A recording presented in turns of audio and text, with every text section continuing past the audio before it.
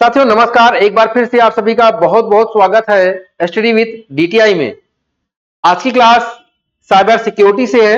Cyber security लगभग सभी लोग जानते हैं और एग्जामिनेशन में काफी इंपॉर्टेंट रोल रखता है। साइबर सिक्योरिटी हमारी जिंदगी में भी अहम रोल रखता है। तो चलिए शुरुआत करते हैं। सबसे पहले क्वेश्चन से देखते हैं कि पहला क्वेश्चन क्या है। तो पहले क्वेश्चन में पूछा गया है कि साइबर सिक्योरिटी क्या होती है। साइबर सिक्योरिटी कहते किसे, इसका यूज क्या होता है, क्या होता है ये साइबर सिक्योरिटी, इसका मतलब क्या होता है। तो साइबर सिक्योरिटी का मतलब क्या होता है? कंप्यूटर वायरस, डेटा सिस्टम को अनऑथराइज्ड एक्सेस से बचाना, इसी को बोलते हैं साइबर सिक्योरिटी। हमारे सिस्टम को, हमारे डेटा को विदाउट मेरी परमिशन के इंटरनेट के माध्यम से कोई ले ना जाने पाए, इसी को हम क्या बोलते हैं? Cyber security. जैसे हमारा बैंक में अकाउंट में पैसा होता है, उस पैसे को कोई ले ना जा सके विदाउट मेरी परमिशन के, तो ये सब चीजें जो होती है वो किसी कैटेगरी में आती है? साइबर सिक्योरिटी की कैटेगरी में आती है। अगला क्वेश्चन है, निम्नलिखित में कौन सा साइबर थ्रेट नहीं है, मतलब साइबर अटैक नहीं है, साइबर अटैक के अंतर्गत में नहीं आता, कौन सा ऐसा पॉइंट है? तो इसमें पहला पॉइंट लिखा गया है वायरस, दूसरा लिखा गया है फिशिंग और मालवेयर। वायरस, फिशिंग और मालवेयर ये तीनों साइबर के सेट में आते हैं। वायरस क्या करता है? हमारे सिस्टम को स्लो कर देता है, ठीक है। फिशिंग हमारे सिस्टम से या हमारे द्वारा हमारी चीजें चुराया जाता है, ईमेल भेज के या कोई व्हाट्सएप मैसेज करके। मालवेयर खतरनाक वायरस होता है। तो एमएस वर्ड जो होता है वो साइबर थ्रेट नहीं होता है। नेक्स्ट अगला क्वेश्चन है, स्ट्रॉन्ग पासवर्ड से क्या होना चाहिए? स्ट्रॉन्ग पासवर्ड किसे कहते हैं? एक ऐसा पासवर्ड जिस पासवर्ड में मिनिमम 8 कैरेक्टर हो, साथ ही साथ अल्फाबेट हो, यानी कि A to Z हो, 0 से 9 तक की कोई भी वैल्यू होनी चाहिए और सिंबल होने चाहिए। कोई भी सिंबल हो सकता है, डॉलर का सिंबल हो, रुपए का सिंबल हो, कोई भी सिंबल हो, यानी इन तीनों का जो कलेक्शन होगा उसी को हम क्या बोलेंगे? Strong password. यानी क्या होगा? अपर, लोअर केस, नंबर और सिस्टम, यही होगा स्ट्रॉन्ग पासवर्ड। स्ट्रॉन्ग पासवर्ड देने से हमारी सेफ्टी थोड़ी सी बढ़ जाती है, पासवर्ड जल्दी ब्रेक नहीं होता। अगला क्वेश्चन है, ओटीपी का फुल फॉर्म क्या होता है? ओटीपी अहम रोल निभाता है डिजिटल जमाने में। जैसे हमारे एटीएम से कोई पैसा निकाला जाता है, या हम अपने मोबाइल में कोई पासवर्ड को चेंज करते हैं, या ईमेल के पासवर्ड को चेंज करते हैं, या कोई भी चीजें करते हैं तो हमारे पास ओटीपी आती है। ओटीपी का पूरा नाम होता है वन टाइम पासवर्ड। और अगर पूछा जाए कि बैंक में ओटीपी कितने डिजिट की भेजी जाती है, तो इसका आंसर होगा 6 डिजिट की। नेक्स्ट है, फायरवॉल का उपयोग किसके लिए किया जाता है? फायरवॉल एक सिक्योरिटी के पर्पस के लिए यूज होता है, जो अनऑथराइज्ड पर्सन को डेटा ले जाने के लिए रोकता है। यानी एक प्रकार से क्या होती है? सिक्योरिटी की बाउंड्री वॉल होती है। नेटवर्क को अनऑथराइज्ड एक्सेस से प्रोटेक्ट करता है कौन? फायरवॉल। फिशिंग का मतलब क्या होता है? फिशिंग का मतलब होता है कि फेक वेबसाइट या ईमेल के द्वारा किसी भी पर्सन की इंफॉर्मेशन को चुरा लेना, यह होता है फिशिंग। नेक्स्ट पॉइंट है, इनमें से कौन मालवेयर का एग्जाम्पल है? मालवेयर में ट्रोजन हॉर्स, वॉर्म, स्पाईवेयर, ये तीनों, यानी कि ऑल ऑफ दीज। थोड़ा सा इन पे जानकारी करते हैं कि ट्रोजन हॉर्स क्या होता है। ये बहुत तेज अपने आप को बदलता है, रंग बदलता है, और ये बताएगा कि हम आपके लिए बहुत जरूरी है, उपयोगी सॉफ्टवेयर है, इंपॉर्टेंट सॉफ्टवेयर है, और आपके सिस्टम में जब इंस्टॉल हो जाएगा तो आपके सिस्टम को हार्मफुल बना देता है, उसे हम बोलते हैं ट्रोजन हॉर्स। वार्म भी एक प्रकार से क्या होता है? वायरस होता है, और ये आपकी फाइलों को लॉक करता है, ये भी। और स्पाईवेयर। अगला क्वेश्चन होता है, रैंसम अटैक क्या होता है? रैंसम अटैक का मतलब होता है, ये एक ऐसा अटैक होता है कि ये आपके सिस्टम में अटैक हो जाएगा। अटैक होने पर आपके सिस्टम में फाइल, फोटोज, नोट्स या सिस्टम को ओपन करते समय वो आपसे मांगेगा पैसा, यानी कि कंप्यूटर को लॉक करने से करके पैसा मांगता है। इस प्रकार के अटैक को हम क्या बोलते हैं? Ransomware. अगला पॉइंट है, नेक्स्ट पॉइंट है, इनमें से कौन एंटीवायरस सॉफ्टवेयर नहीं है? वायरस के लिए एंटीवायरस सिस्टम में इंस्टॉल किया जाता है, तो इनमें से कौन है जो एंटीवायरस नहीं है? एमएस एक्सेल एंटीवायरस नहीं होता है, ये हम लोग डेटाबेस को मेंटेन करने के लिए एमएस एक्सेल का यूज करते हैं। भारत में साइबर सिक्योरिटी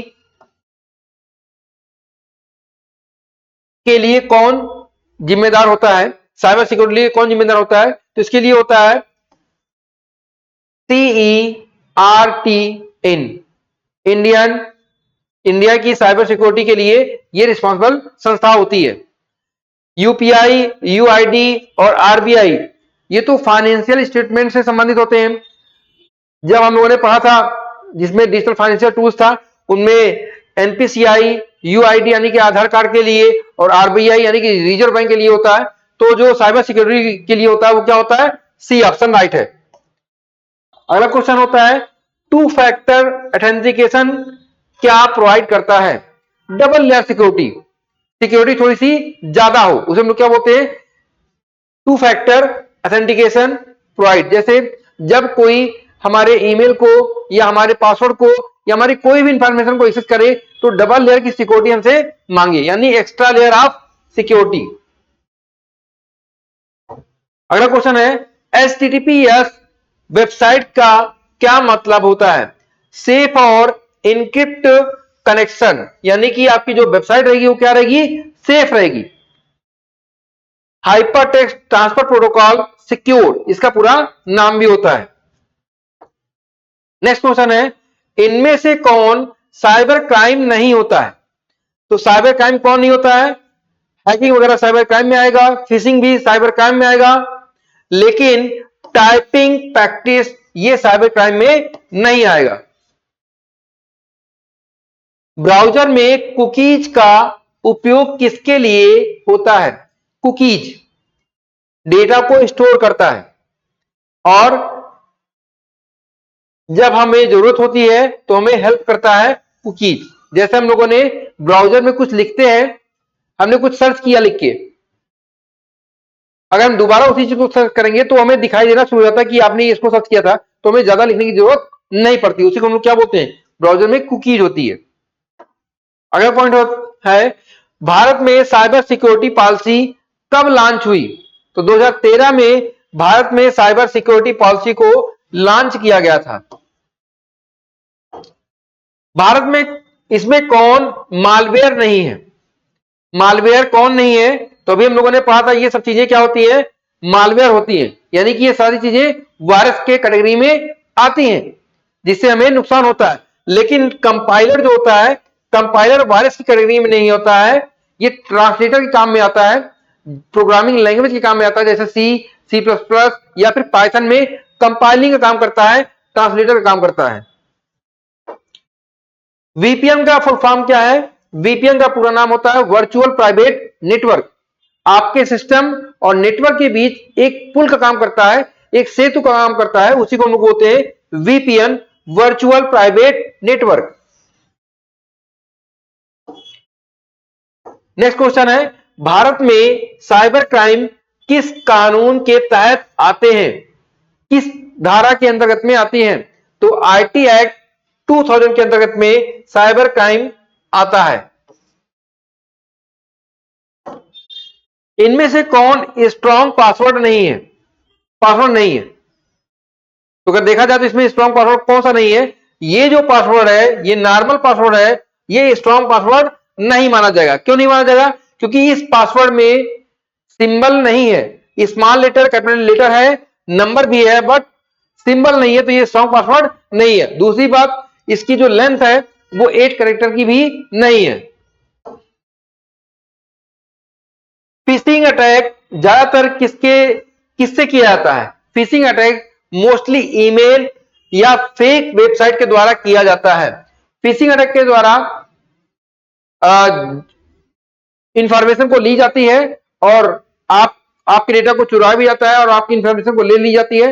हो सकता है कि आपके अकाउंट से पैसे भी लिए जा सकते हैं। अगला क्वेश्चन है, कौन सा साइबर अटैक सिस्टम को फेक रिक्वेस्ट से फ्लड करता है? फ्लड करता है तो कौन करता है भैया? ये होता है DDoS, यानी क्या होता है? Distributed denial of service. ये आपके सिस्टम को रोकता है। स्पाईवेयर का उपयोग किसके लिए होता है? स्पाईवेयर का उपयोग, स्पाईवेयर के द्वारा होता क्या है पहले ये समझिए। स्पाईवेयर अगर आपके सिस्टम में आ जाएगा तो आपके सिस्टम की मॉनिटरिंग किसी दूसरे को दे देगा। मतलब आप क्या कर रहे हैं, क्या नहीं कर रहे हैं, किस चीज पे काम कर रहे हैं, पूरी की पूरी जो मॉनिटरिंग होगी वो किसी और के पास चली जाती है, वो और किसी के पास दे सकता है, यानी कि वो मॉनिटरिंग के लिए काम होता है। तो आंसर क्या होगा? यूजर एक्टिविटीज सिक्योरली मॉनिटर करने के लिए यूज किया जाता है स्पाईवेयर। अगला क्वेश्चन होता है, साइबर स्टिकिंग का क्या मतलब होता है? ऑनलाइन किसी को परेशान करना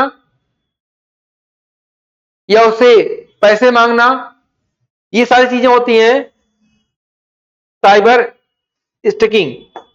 अगला क्वेश्चन होता है, इनमें से कौन बायोमेट्रिक ऑथेंटिकेशन है? बायोमेट्रिक का मतलब होता है फिंगरप्रिंट, तो इसके लिए होता है फिंगरप्रिंट, जिसमें हम लोग अंगूठे वगैरह का यूज करते हैं।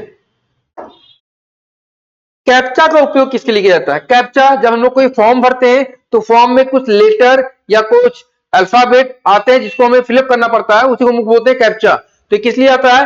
ह्यूमन और बोट में फर्क करने के लिए, यानी रोबोट में फर्क करने के लिए यूज किया जाता है कैप्चा का।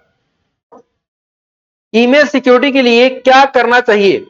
ईमेल सिक्योरिटी के लिए हमारे पास स्ट्रॉन्ग पासवर्ड होना चाहिए, स्पैम ईमेल को इग्नोर करना चाहिए, यानी आंसर राइट क्या होगा? बी और सी आंसर क्या होगा? राइट होगा। अगला क्वेश्चन है, इनमें से कौन आइडेंटिटी थ्रेड का एग्जाम्पल नहीं है?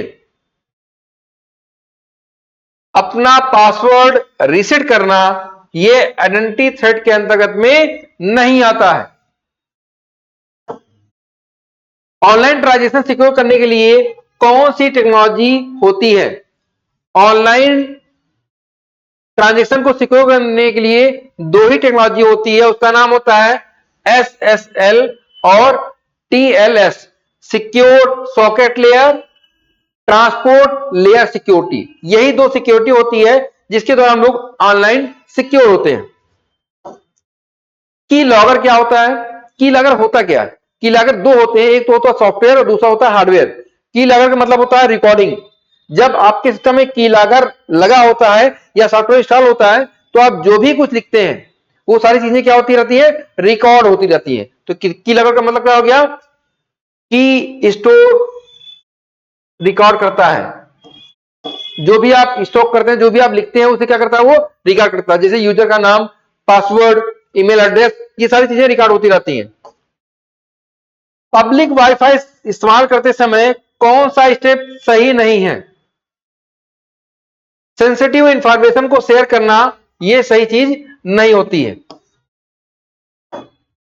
भारत में डिजिटल सिग्नेचर सर्टिफिकेट कौन इशू करता है? तो डिजिटल सर्टिफिकेट क्या होता है? जब आप लोगों को ओ लेवल का सर्टिफिकेट भी मिलेगा तो उसमें जो सिग्नेचर रहेगा वो कौन सा रहेगा? डिजिटल रहता है। तो डिजिटल सर्टिफिकेट क्या कौन इश्यू करता है? CA, यानी कि सर्टिफाइंग अथॉरिटीज। इंक्रिप्शन के दो कॉमन टाइप कौन से हैं? डेटा को इंक्रिप्ट करना ताकि उसे कोई पढ़ ना सके, या हमारा डेटा सिक्योर रहे, तो उसके कौन से दो टाइप होते हैं? तो इंक्रिप्शन के दो ही टॉपिक होते हैं, सिमेट्रिक और एसिमेट्रिक। सिमेट्रिक में ओनली वन की होती है और इसमें दो की होती है, एक का नाम होता है प्राइवेट और एक का नाम होता है पब्लिक। ठीक है। अगला क्वेश्चन है, साइबर इथिक का प्रिंसिपल कौन सा है? दूसरों को की प्राइवेसी का सम्मान करना, यह साइबर इथिक का प्रिंसिपल होता है। कंप्यूटर वायरस कैसे फैलता है? कंप्यूटर वायरस सभी चीजों से फैलता है, जैसे कि यूएसबी पेन ड्राइव से, ईमेल से, या कोई भी वेबसाइट है जो इफेक्टेड है उन सभी से कंप्यूटर वायरस फैलता है। साइबर बाइंग सबसे ज्यादा कहां होती है? तो साइबर बाइंग सबसे ज्यादा कहां होती है? सोशल मीडिया प्लेटफॉर्म पे होती है। Facebook, Instagram, Twitter, YouTube, Telegram, इन सभी चीजों पे सबसे ज्यादा होती है। कौन सा पासवर्ड सबसे सिक्योर होता है? अभी मैंने आपको बताया कि स्ट्रॉन्ग पासवर्ड सिक्योर होता है, और इसमें स्ट्रॉन्ग पासवर्ड कौन सा है? सी नंबर का पासवर्ड क्या है? Strong password. ये सारे जो पासवर्ड हैं ये नॉर्मल पासवर्ड माने जाएंगे। कौन से पासवर्ड? नॉर्मल। डिजिटल सर्टिफिकेट का क्या सुनिश्चित करता है? वेबसाइट की ऑथेंटिसिटी को निर्धारित करता है कि ये सिक्योर है, सही है, वैलिड है। इंडिया में साइबर क्राइम कहां रिपोर्ट होता है? अगर कोई साइबर क्राइम हो गया है तो उसकी रिपोर्ट कहां पे की जा सकती है? cybercrime.gov.in पर इसकी रिपोर्ट की जाती है या किया जा सकता है। भारत की पहली साइबर सिक्योरिटी पॉलिसी किसके द्वारा लॉन्च की गई थी? देखिए, भारत की जो सबसे पहली साइबर सिक्योरिटी लॉन्च की गई थी वो ministry of electronics and IT के तहत लॉन्च किया गया था। Ministry of human affairs, RBI, इनके द्वारा लॉन्च नहीं किया गया था। विंडोज में नया क्वेश्चन है, विंडोज में एक्टिव विंडो को बंद करने के लिए किस शॉर्टकट की का उपयोग किया जाता है? मतलब अगर कोई विंडो खुली है तो उसे बंद करने के लिए किस की का उपयोग किया जाएगा? इसके लिए हम लोग यूज करेंगे कौन सी की? Alt प्लस F4 की का यूज कर सकते हैं। नेक्स्ट क्वेश्चन है, विंडोज में रन डायलॉग बॉक्स ओपन करने के लिए किस की का उपयोग करते हैं? तो विंडो प्लस आर प्रेस करने पर रन डायलॉग बॉक्स ओपन हो जाता है, जिसके द्वारा हम लोग कुछ सॉफ्टवेयर को ओपन कर सकते हैं, जैसे कि एस राइटर, एस कैल, या फिर एक्सेल या वर्ड लिख करके। एथिकल हैकिंग का क्या मतलब है? एथिकल का मतलब होता है एथराइज्ड सिक्योरिटी टेस्टिंग। जैसे हमारे बैंकों में भी एथिकल हैकर होते हैं जो हमारे डेटा को सिक्योर करते हैं, या पुलिस डिपार्टमेंट में, या आईटी डिपार्टमेंट में, या आईटी डिपार्टमेंट या एजुकेशन डिपार्टमेंट में सभी एथराइज होते हैं एथिकल हैकिंग के लिए, ताकि हमारा डेटा क्या रहे? सेफ रहे।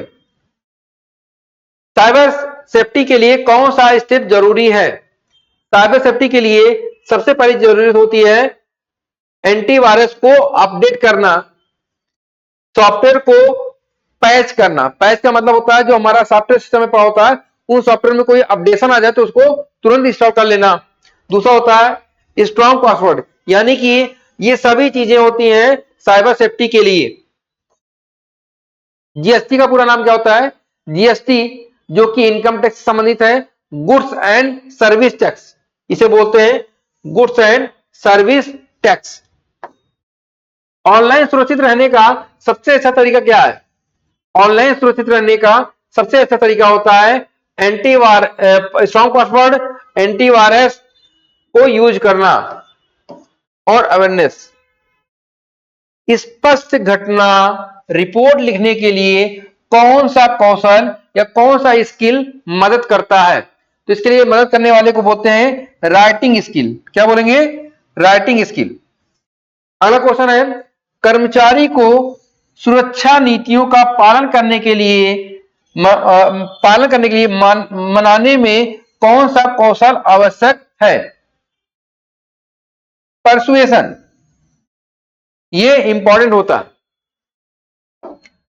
नेक्स्ट क्वेश्चन है, लॉग में नियमितताओं को जांच करने के लिए कौन सा सॉफ्ट स्किल होना चाहिए? देखिए, स्किल दो होती है, एक होती है सॉफ्ट स्किल और दूसरी होती है हार्ड स्किल।